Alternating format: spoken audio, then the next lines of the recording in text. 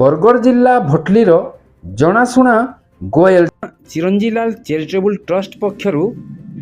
पूर्वतन चेयरमैन स्वर्गत पूरनमल अग्रवाल 10म श्राद्ध वार्षिकी उपलक्षे अंबाबना स्थित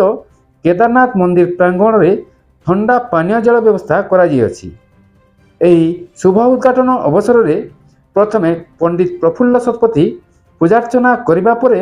ट्रस्ट चेयरमैन कन्हैयालाल अग्रवाल तत्वावधान में अनुष्ठित यह कार्यक्रम में केदारनाथ मंदिर मैनेजिंग ट्रस्टी सच्चिदानंद पुरोहित, अशोक शतपथी,